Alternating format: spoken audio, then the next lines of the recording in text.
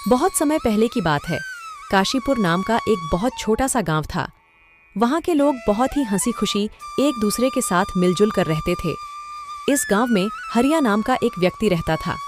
उसके परिवार में उसकी पत्नी और 2 बच्चे थे। हरिया के पास 2 गायें थीं, जिनका दूध बेचकर वह अपने जीवन निर्वाह करता था। इस गांव की सबसे बड़ी समस्या थी पानी की, क्योंकि पूरे गांव में केवल एक ही तालाब था। लोग इसी तालाब से पानी भरकर अपने दैनिक जीवनचर्या के काम किया करते थे। गांव में और कोई पानी का साधन न होने की वजह से गांव के लोगों को इसी तालाब के पानी पर निर्भर रहना पड़ता था। हालांकि गांव के लोग अपनी इस जिंदगी से खुश थे। कुछ समय यूं ही हंसी खुशी बीत जाता है, लेकिन एक दिन जब गांव के कुछ लोग तालाब पर पानी भरने जाते हैं तो देखते हैं कि तालाब में बड़े बड़े मगरमच्छों ने कब्जा कर लिया है।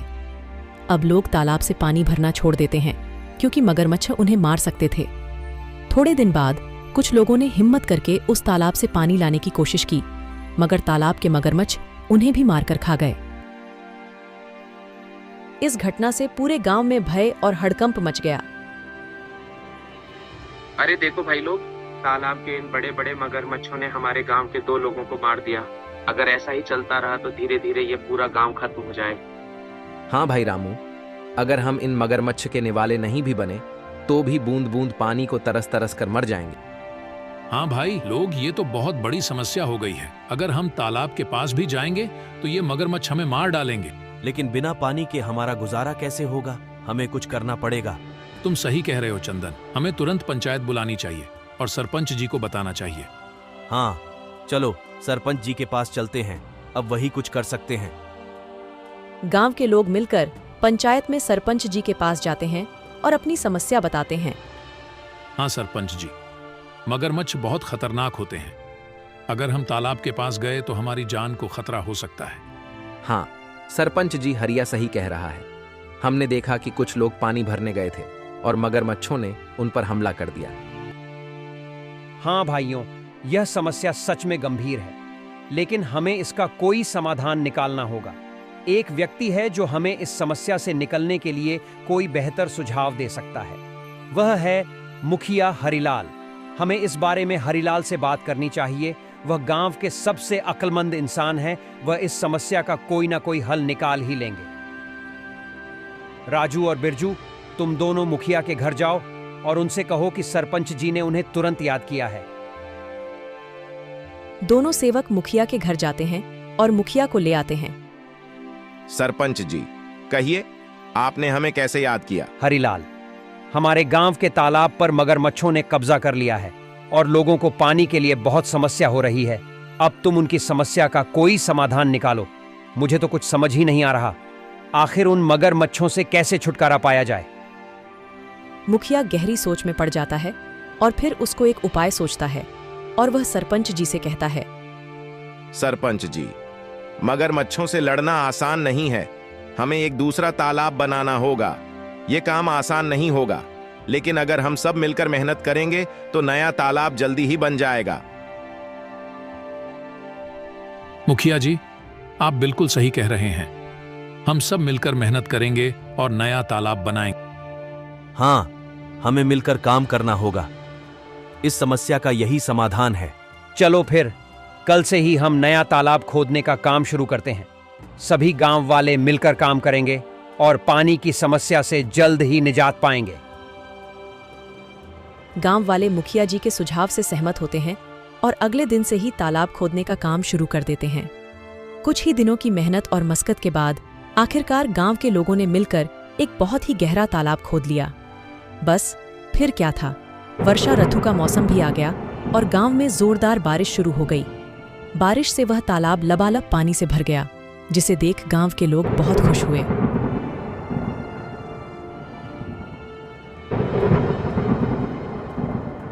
अरे हरिया, यह देखो, हमारा तालाब कैसे पानी से भर गया है। अब हमें पानी के लिए उस मगरमच्छ वाले तालाब में जाने की जरूरत नहीं पड़ेगी। हम यही पास ही के तालाब से पानी भर लिया करेंगे। हाँ काका, आज मैं बहुत खुश हूँ। आखिरकार हमारे गांव को इस पानी की समस्या से निजात मिल ही गया।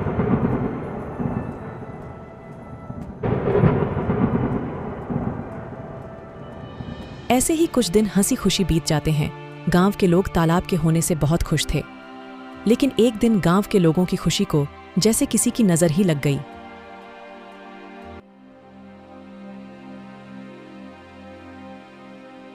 सुनिए जरा, ये तालाब से मटकी भरकर ले आना। घर में पानी खत्म हो गया है। और हाँ, थोड़ा जल्दी आना। वहाँ गांव वाले लोगों से बातें करने मत बैठ जाना जब तक मैं आपके लिए गाय का दूध निकाल देती हूँ। ठीक है राधा, लाओ 2 मटकी मुझे, मैं अभी पानी भर लाता हूँ। जब हरिया मटकी लेकर तालाब के पास पहुंचा तो उसने देखा वहां पर मुखिया हरिलाल खड़ा है और वह गांव वालों से पैसे ले रहा है। हरिया ने एक व्यक्ति को रोककर पूछा, भैया क्या बात है, ये मुखिया जी किस चीज के पैसे ले रहे हैं? अरे भाई हरिया, क्या बताऊं अब तुम्हें। अब यह मुखिया जी हमसे इस पानी के पैसे ले रहे हैं। इनका कहना है कि जिसे भी इस तालाब से पानी भरना है उसको पैसे देने होंगे, और जो पैसे नहीं देगा उसे तालाब से पानी नहीं भरने दिया जाएगा।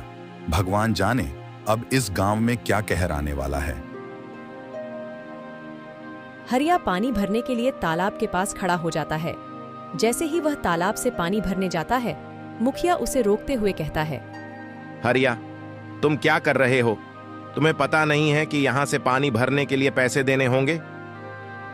लेकिन यह तो गांव का तालाब है, यहाँ पानी भरने के लिए पैसे क्यों देने पड़ेंगे?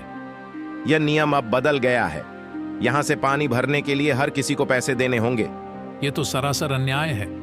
ये तालाब सबके लिए है, हमने मिलकर इसे खुदा है। तुम पैसे कैसे मांग सकते हो? मुझे कानून मत सिखाओ, यह मेरा आदेश है, और जो इसे नहीं मानेगा उसे तालाब से पानी नहीं मिलेगा। यह बिल्कुल गलत है। मैं इस बात को जमींदार साहब के पास ले जाऊंगा। तुम्हें इसका जवाब देना होगा। जाओ जाओ, जमींदार साहब के पास जाओ।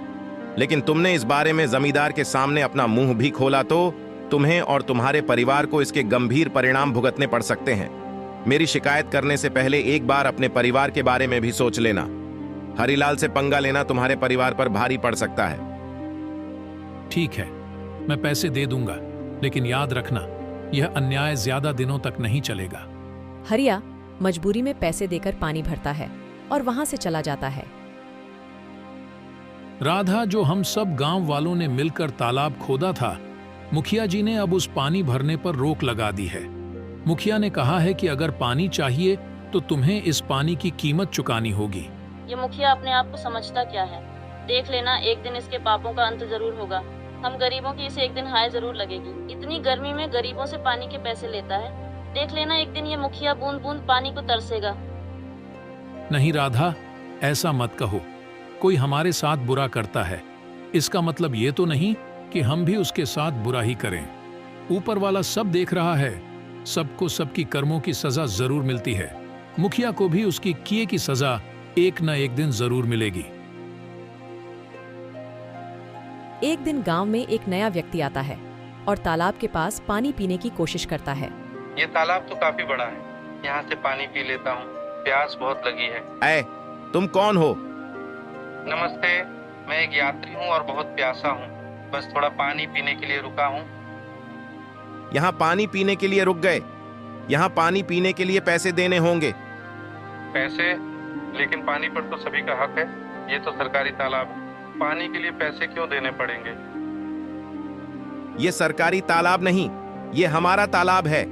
यहाँ पानी पीना है तो पैसे देने होंगे, नहीं तो चलते बनो। मुझे कानून मत सिखाओ, ये मेरा इलाका है और यहाँ मेरे नियम चलते हैं। अगर तुम्हें पानी पीना है तो पैसे दो, वरना चलते बनो। वह व्यक्ति बिना पानी पिए वहां से चला जाता है और सीधे जमींदार साहब के घर पहुंचता है। जमींदार साहब के घर के बाहर मुखिया के 2 आदमी खड़े थे। वह व्यक्ति से पूछते हैं, कौन हो तुम? तुम तो इस गांव के नहीं लगते। तुम यहाँ किस काम से आए हो? मैं जमींदार साहब से मिलने आया हूँ, उन्होंने ही मुझे बुलाया है। मेरा नाम मोहन है, मैं इस गांव का नया कलेक्टर हूँ। यह सुनकर वह दोनों आदमी उस व्यक्ति को अंदर जाने देते हैं। नमस्ते जमींदार जी, मैं इस जिले का नया कलेक्टर हूँ। मेरा नाम मोहन है। नमस्ते कलेक्टर साहब, आइए बैठिए। मुझे बताइए आप यहाँ कैसे आए? जमींदार साहब, मैं यहाँ एक गंभीर समस्या के बारे में बात करने आया हूँ। मैं गांव के तालाब पर गया था और प्यास लगने पर पानी पीने की कोशिश की, लेकिन मुझे पानी पीने से मना कर दिया गया और पानी पीने के लिए पैसे मांगे गए। क्या ऐसा किसने किया? वहाँ मौजूद एक व्यक्ति ने मुझे साफ मना कर दिया और कहा कि बिना पैसे दिए पानी नहीं मिल सकता। तालाब का पानी तो सबके लिए मुफ्त है, यह बहुत गलत है। मुझे माफ कीजिए कलेक्टर साहब, मैं तुरंत इस मामले की जांच करूंगा। जमींदार साहब गुस्से में बाहर खड़े मुखिया के दोनों आदमी को अंदर बुलाते हैं। हमारे गांव में यह क्या चल रहा है? तुमने मुझे इसकी खबर क्यों नहीं दी? मैंने तुम दोनों को किस लिए काम के लिए रखा है? अब तुम सीधे सीधे यह बताओ कि यह जो कलेक्टर कह रहे हैं वह क्या सच है? कलेक्टर साहब का कहना है कि हमारे गांव के तालाब पर गांव के लोगों से पानी के पैसे लिए जा रहे हैं। सच सच बताओ मुझे। जमींदार की फटकार से वह दोनों आदमी सब उगल देते हैं। जी जमींदार साहब, वह मुखिया हरिलाल हैं जो गांव वालों से पानी भरने के पैसे ले रहे हैं। हमने उन्हें बहुत समझाने की कोशिश करी, लेकिन वह नहीं माने। उस मुखिया हरिलाल की इतनी हिम्मत, उसने मेरे पीठ पीछे गांव वालों के साथ ऐसा व्यवहार किया। जाओ, मुखिया को अभी बुलाकर लाओ, और हां, साथ में सारे गांव वालों को भी एकत्रित करके यहां लाओ। थोड़ी देर में मुखिया के साथ ही सारे गांव वाले भी जमींदार साहब के घर पहुंच जाते हैं। गांव वालों, आज मैंने आपको एक जरूरी मुद्दे पर चर्चा करने के लिए बुलाया है। हमें पता चला है कि तालाब के पानी के लिए आपसे पैसे वसूले जा रहे हैं। क्या यह सच है? सरपंच जी, यह सच है। हमें हर बार पानी भरने के लिए पैसे देने पड़ते हैं। हमारे साथ बहुत गलत हो रहा है सरपंच जी। हम पहले से ही मुश्किल में हैं और यह नया नियम हमारे लिए बहुत भारी पड़ रहा है। मुखिया, तुम्हें क्या कहना है? क्या यह सच है कि तुमने पानी के लिए पैसे वसूले हैं? तभी मुखिया का ध्यान उस व्यक्ति के पास जाता है जिसे मुखिया ने पानी पीने से मना कर दिया था। अरे ये व्यक्ति यहाँ क्या कर रहा है? अच्छा, तो इसीलिए लगाई है। मेरी शिकायत देख लूंगा इसको तो मैं। बोलो हरिलाल, ये सब क्या चल रहा है? सच का तो मुझे पता चल ही गया है, लेकिन एक बार यह मैं तुम्हारे मुंह से सुनना चाहता हूं। जमींदार साहब, मैंने ये सोचा था कि इससे गांव के विकास के लिए पैसे जमा होंगे, लेकिन अगर ये गलत है तो मुझे माफ कर दीजिए। माफी का समय अब नहीं है। तुमने गांव वालों और हमारे कलेक्टर साहब के साथ गलत किया है। मुखिया, मैं तुम्हें इस पद से तुरंत हटा रहा हूं। तुमने अपने पद का दुरुपयोग किया है। अब गांव वालों को तुमसे कोई परेशानी नहीं होगी। मुझे माफ कर दीजिए जमींदार साहब। माफी मांगने से कुछ नहीं होगा। अब से तुम इस पद पर नहीं रहोगे और गांव के किसी भी फैसले में तुम्हारा कोई अधिकार नहीं होगा। जमींदार साहब, हमें तो लगता था कि यह तालाब सभी के लिए है, लेकिन मुखिया जी ने इसे अपनी संपत्ति ही बना लिया है। गांव वालों, मुझे खेद है कि आपको ऐसी कठिनाइयों का सामना करना पड़ा। मैं आपको आश्वासन देता हूं कि आगे से ऐसा कोई अन्याय नहीं होगा। तालाब का पानी अब सभी के लिए मुफ्त होगा। धन्यवाद जमींदार साहब, आपने हमें न्याय दिलाया। गांव वाले यह जानकर खुशी खुशी अपने काम में वापस लौट जाते हैं कि अब उन्हें तालाब के पानी के लिए कोई भुगतान नहीं करना पड़ेगा और उनके साथ कोई अन्याय नहीं होगा।